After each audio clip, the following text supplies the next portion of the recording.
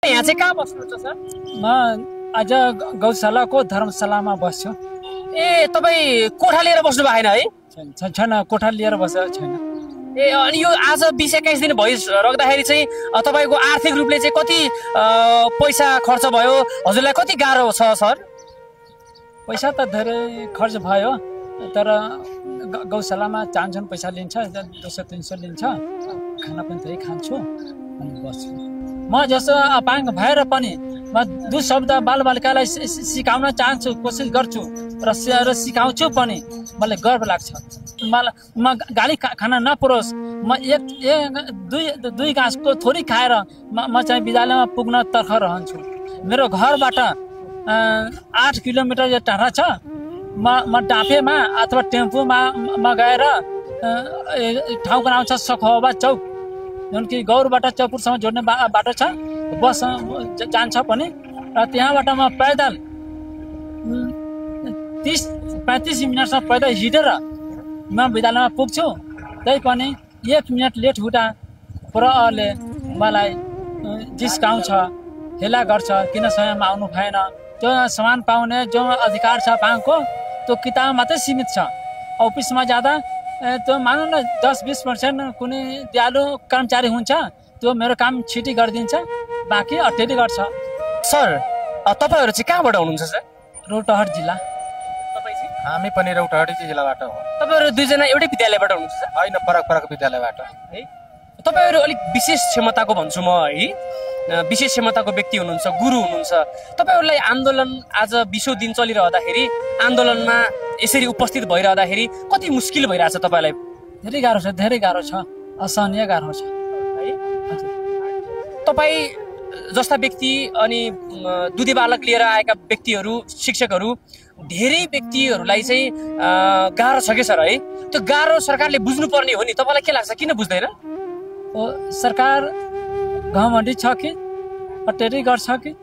सरकारको इच्छा के छ कि हामी त राईलाई सहयोग गर्छौँ, विद्यालयलाई सहयोग गर्छौँ, अभिभावकलाई सहयोग गर्छौँ, विद्यार्थीहरूलाई सहयोग गर्छौँ, शिक्षा दिन्छौँ। त सरकारले के छ, विभिन्न किसिमको शिक्षाको नामाकरण गरिएको छ। तर शिक्षा भनेको एउटै नाम छ, शिक्षकमा चाहिँ फरक फरक छ। किन यसो छ? यो विडम्बना, नेपालको विडम्बना छ। 18 प्रकारको शिक्षकहरू छ भनिएको छ नि, त्यो आफै गन्जागोल छ है सर? हजुर हजुर, आफै गन्जागोल छ। तर यो सरकारको ठोस नीति ल्याउनु पर्ने हुने थियो। तपाईँ यस्तो शारीरिक अवस्थाको बावजुद पनि लामो समय शिक्षण पेसामा आबद्ध हुनुहुन्छ है। तपाईँ एउटा उदाहरणीय व्यक्ति हुनुहुन्छ सर। कस्तो कस्तो आफ्ना शिक्षक साथीहरूबाट कतिको सम्मान पाउनुहुन्छ सर? हो, बुद्धिजीवी सर्कल कहाँ ज्यादा सम्मान पाउँछौँ, अनपढ कहाँ ज्यादा तेजी सम्मान पाउँदैन। नेपालको चाहिँ किताबमा छ, व्यवहारमा छैन। जो सम्मान पाउने, जो अधिकार छ पाएको त्यो किताबमा मात्रै सीमित छ। अफिसमा जाँदा त्यो मानौँ न 10-20% कुनै दयालु कर्मचारी हुन्छ, त्यो मेरो काम छिटी गरिदिन्छ, बाँकी अटेरी गर्छ। भनेपछि झन् तपाईँलाई बढीभन्दा बढी दुःख दिने काम गर्छ है? हजुर हजुर हजुर, दुःख दिने काम बढी गर्छ, तर काम छिटो हुँदैन। तपाईँले यो आज भनिदिइहाल्नुहोस् कि तपाईँले कुन कुन ठाउँमा कुन कुन व्यक्तिबाट तपाईँले अपमानित व्यवहार सहनु परेको छ? शिक्षकले लुकाउनु हुँदैन कुरा सर, भनिदिनुहोस् आज। हजुर, त्यो त विशेष गरेर चाहिँ बसमा यातायातको सुविधा चाहिँ छैन। हामीलाई केही सुविधा मधेसमा छैन यातायातको। कुनै अफिसमा जाँदा जस्तै लाइनमा बसिरहँदा मानिसहरू भन्छ लाइनमा जानु, क्युमा बस्नु न भन्छ। तर कुनै सयमा एउटा दुईटा मान्छेमा चाहिँ अपाङ छ, यसलाई अगाडि जान दिनु। कुनै सयमा एउटा दुईटा मान्छे त्यस्तो हुन्छ, त्यो भन्छ। तर अक्सर धेरै मान्छेहरू भन्छ कि क्युमा आउनु, लाइनमा बस्नु। तपाईँले जुन आफ्नो शारीरिक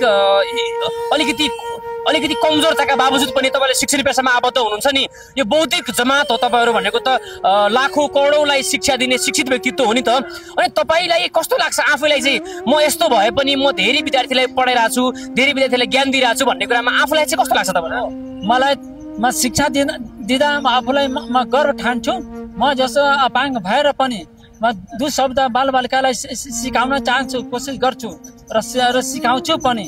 मलाई गर्व लाग्छ हजुर मलाई गर्व लाग्छ तपाईँले पढाइरहँदा पढ्ने तपाईँका विद्यार्थीहरू तपाईँका चेलाचेलीहरूले कस्तो चाहिँ सम्मान गर्छन् तपाईँलाई धेरै माया गर्छन् हो के भन्छन् तपाईँको यो अवस्थालाई देखेर हजुर मैले पढाएको शिक्षा जति विद्यार्थीहरू छन् म जति पढाइ छु उ सबैजनाले मलाई एकदम गुरु शरम सत्कार गर्छ र व्यवहार पनि गर्छ जहाँ जुन ठाउँमा हेर्दा पनि उसले नमस्कार आदर गर्छ मैले पढाएको विद्यार्थीले धेरै माया गर्छ है धेरै माया गर्छ धेरै माया गर्छ तपाईँले आफ्नो विद्यालयमा चाहिँ तपाईँको स्वास्थ्य अवस्थाको बावजुद तपाईँले कुनै समस्या भोग्नु परेको छैन त्यही अनुसारको शिक्षालय अथवा कोठा टोयलेटदेखि लिएर अफिस रुम तपाईँले शिक्षण पेसामा आबद्ध भइरहँदा तपाईँले कुनै समस्या भोग्नु परेको छैन धेरै समस्या भोगेको छु धेरै समस्या अहिले वर्तमानमा पनि भइरहेछ मेरो घर चाहिँ यमुना माई गाउँपालिका वडा नम्बर 4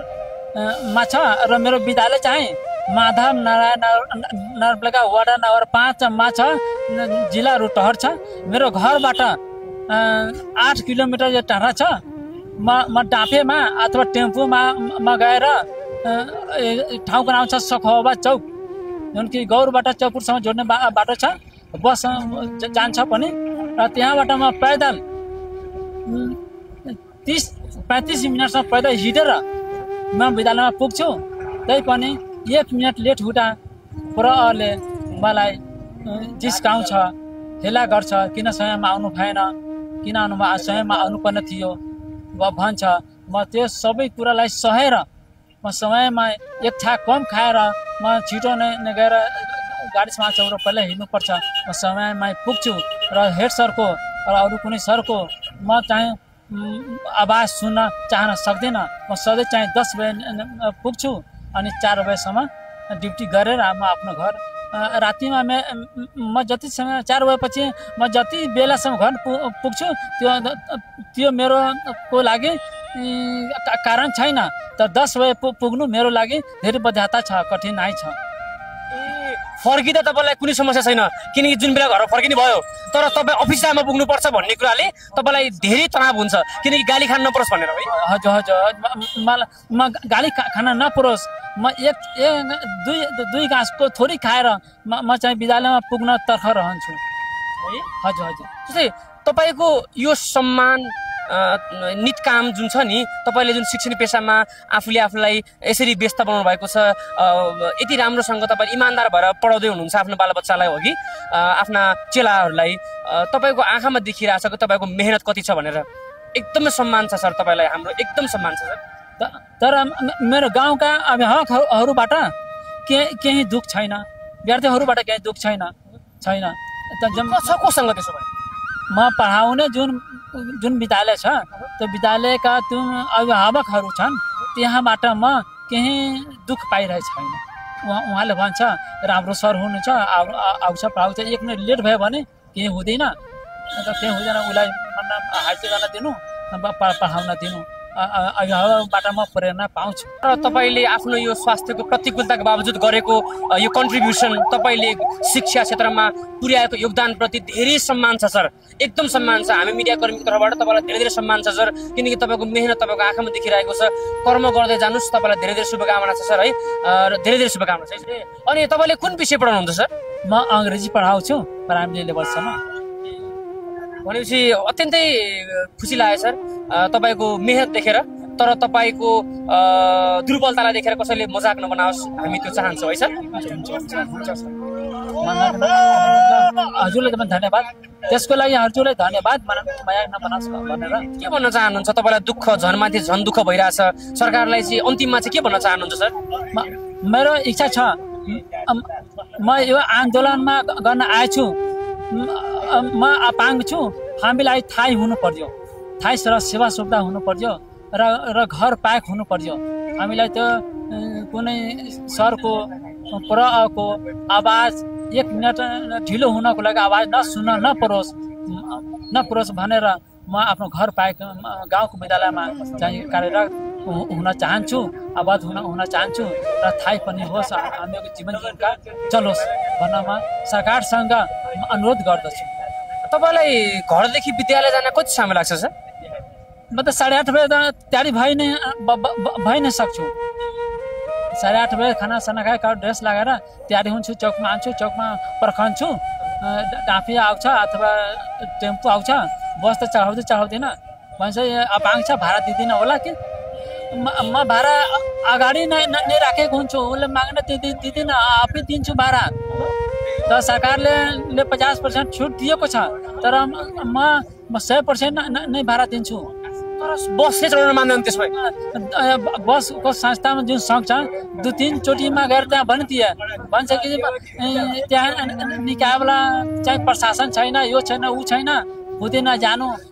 कति चोटिमा त्यहाँ सङ्घमा बस व्यवसाय सङ्घमा हिटिसके, त्यो व्यवस्था गरिदिन सङ्घवालाले।